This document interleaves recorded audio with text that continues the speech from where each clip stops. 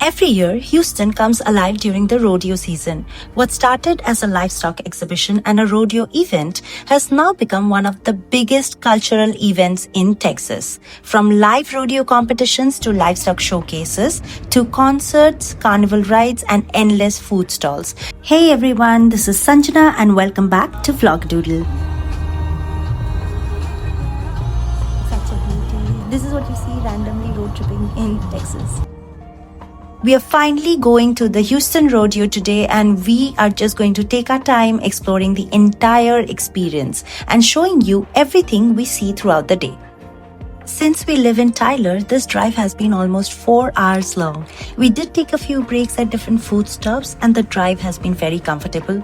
Well, till now, because as soon as we saw the Houston skyline, we also saw the long line of traffic. Also, please don't mind the windshield because it's almost buck season here in Texas.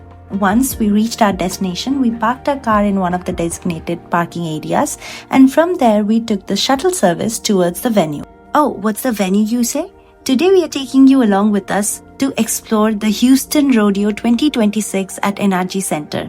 We'll be experiencing everything from animal exhibits and food stalls to the actual rodeo show and the carnival afterward, ending the night with a live performance by Shaboozey. One thing to know before coming to the rodeo is that it gets extremely crowded, especially during the weekends. Since the event takes place around NRG Park, parking can be a little far away from the main entrance. And by little, I mean quite a few miles. So I suggest you to book it while you book the parking for the event. The shuttle system is actually really organized. There are volunteers guiding people everywhere, and despite the huge crowd, everything moves pretty smoothly.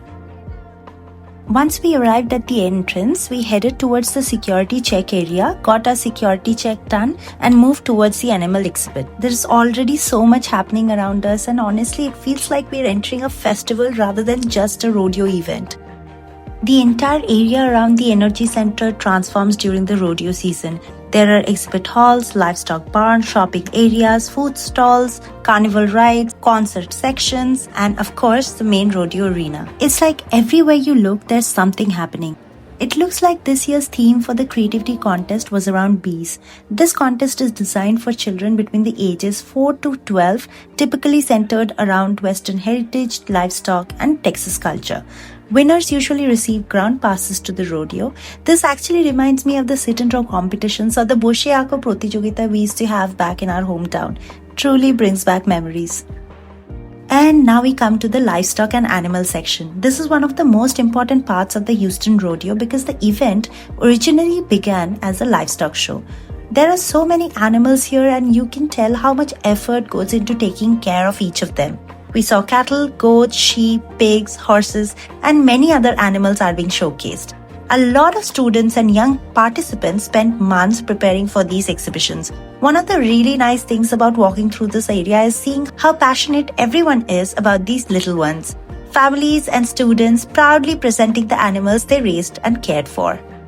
One of the amazing things is how proud Texas is of their longhorns. There are exhibitions of biggest Texas longhorn cattle, often with horn spans reaching up to 8 feet or more. The animals are showcased for their immense colorful racks and gentle nature. Do you know how much the grand champions weigh?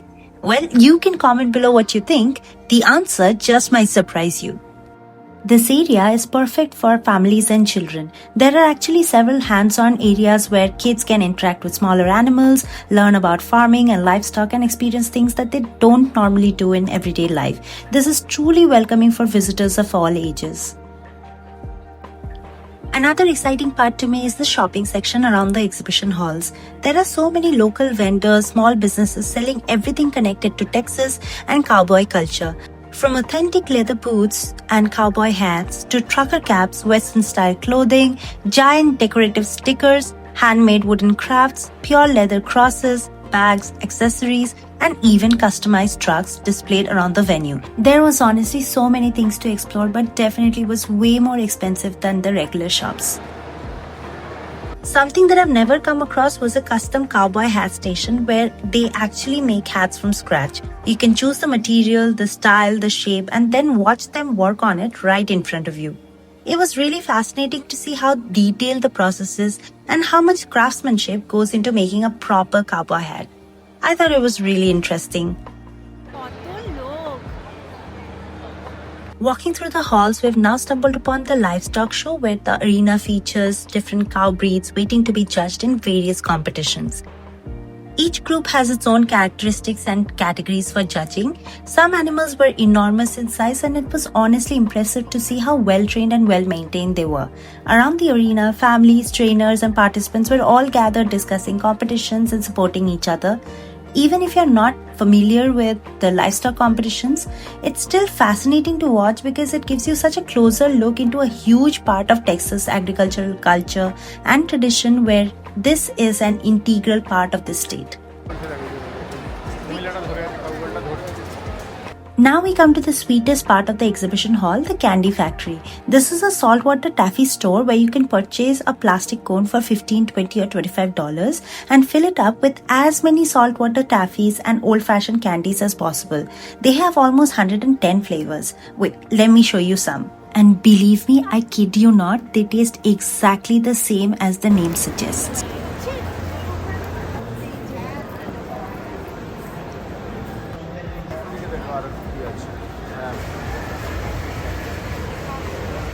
And this is our final haul.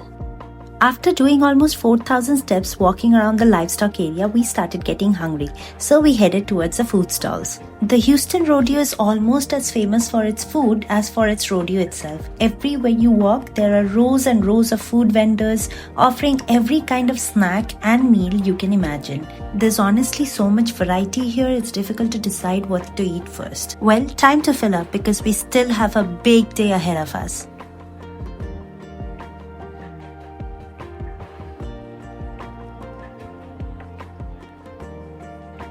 Everyone is gathered around the entrance because the main show is about to start. The atmosphere here is completely different. The crowd is ready to enter the main arena. But before that, there is another long walk. As you can see, comfortable shoes are a must here. The stadium has 6 accessible levels and a handful of elevators, so walking is definitely a better option. The tickets to the ground level, closer to the main stage, sells out almost immediately based on the performer who's supposed to come. Lucky for us, they at least have big screens right in front of us. Believe it or not, today's show is completely sold out with a head count of almost 75,000 people. For a debut performance here in Houston Rodeo, that's just incredible. Good for Shaboozey. Cooper Cook and Mason Stoller all in the top 4 as we begin round number 3. Ashton Ford will kick things off. Houston Rodeo includes several traditional rodeo competitions. We watched events like bareback riding, where a cowboy attempts to ride a bucking horse for 8 seconds using only a leather handhold called rigging, usually considered one of the most physically demanding events of the rodeo. So weird, but by the end of this, even my back was starting to ache and I was just sitting among the audience. Then comes saddle bronc riding, which is the same as bareback riding, but this time it requires a specialized saddle and a single braided rein, often called a classic cowboy ride. Yeah, by the end of this show, I knew some things. Then one of the weirdest events, according to me, was the steer wrestling, where a cowboy leaps from his horse to wrestle a 400 to 600 pound steer into the ground by its horns. After that, we moved into women's sports, which was very, very interesting to me. The first one was barrel racing, where the horse and the rider moved with such seamless precision that they seemed like a single entity. Now comes breakaway roping, where the cowgirls are supposed to rope a calf in seconds, pretty much like a fastest roper first. Here, the speed is so critical that winning times are typically between 2 or 3 seconds. You just have to appreciate the confidence and the determination that these riders portray, but sometimes the rope just doesn't stick. However, most often than not, there's just no stopping the rider. He pulls that hand down, bends those ears back, hard running down, takes his up, takes it forward. Every time the winner is announced, the crowd just goes wild and there is cheering and hooting all around. Then finally we come to the real cowboy event, bull riding. And let me tell you, it was just brutal. Bull riding is one of the 8 major professional events here where the rider must stay on the bull for at least 8 seconds latching onto the braided rope. You think that's easy? Well, think again.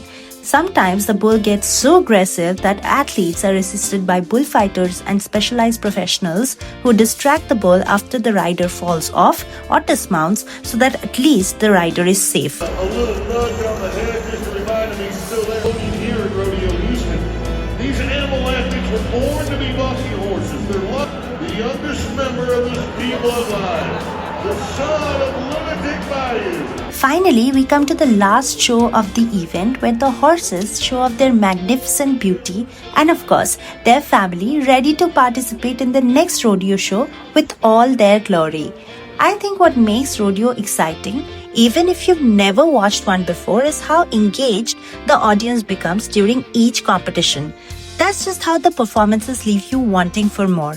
Even if you're not familiar with livestock competitions, it's still fascinating to watch because it gives you such a closer look into a huge part of Texas agricultural culture and tradition.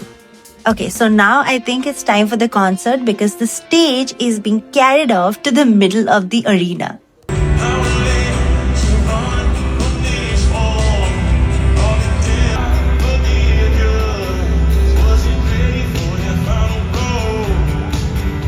By this time, the stadium looks full. One thing that the Houston Rodeo is known for is bringing major artists to perform throughout the rodeo season, and it really adds another layer to the overall experience. It has been some time since I went to my last concert, which was Ed Sheeran's, but glad I came for this one. Oh, what an electric performance, absolutely breathtaking. From start to finish, the entire rows of audience throughout the stadium with their phone lights on and humming the same song. Concerts in Texas is a different experience altogether.